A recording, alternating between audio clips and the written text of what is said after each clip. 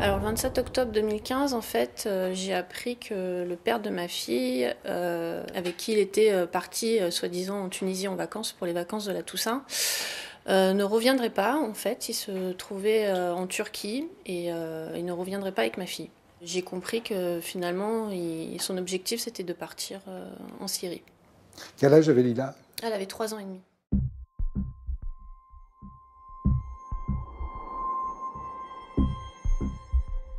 J'ai un appel qui est très rapide en fait, il dure quelques minutes à peine et il me passe quelques secondes Lila qui est en pleurs et qui me dit que je lui manque et il reprend vite le téléphone en me disant que voilà, il pourra me redonner des nouvelles normalement dans un mois.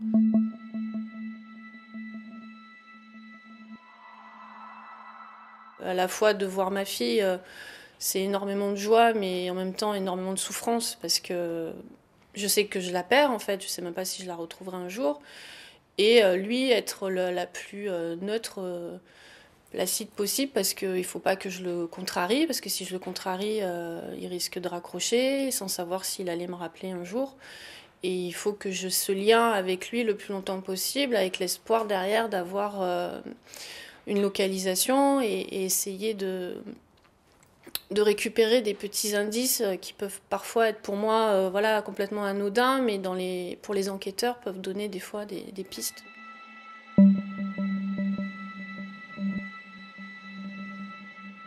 Avec la souffrance, on se dit on va y aller, tant pis, enfin, on va tout essayer, de toute façon j'ai plus rien à perdre. Mais quand la raison revient, quand on repense concrètement aux choses, ça paraît très compliqué et c'est un aller sans retour.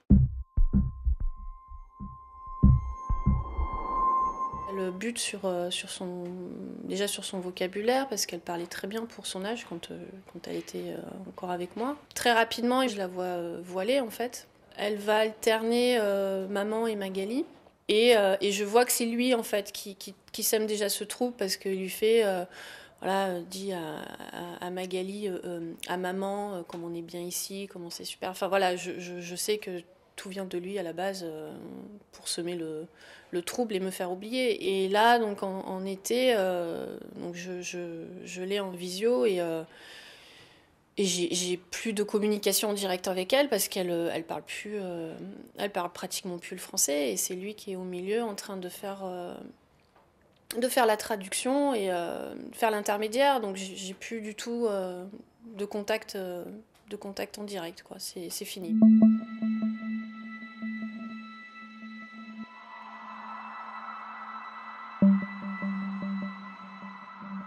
Quand on sait pas, pour moi c'est la pire des tortures, c'est ce que je voudrais abréger en fait, hein, qu'on me dise une bonne fois pour toutes et savoir ce qu'il en est, mais tant que j'ai pas cette confirmation, bah, je me dis il y a toujours une petite étincelle et que si elle est quelque part, voilà, je peux pas la laisser non plus, c'est pas possible en fait. C'est comme si je l'abandonnais et, et, et qu'elle sache que voilà, j'essaye de continuer avec les moyens que je peux, que j'ai, et qu'on l'oublie pas. Dans tous les cas, qu'elle soit pas oubliée en fait.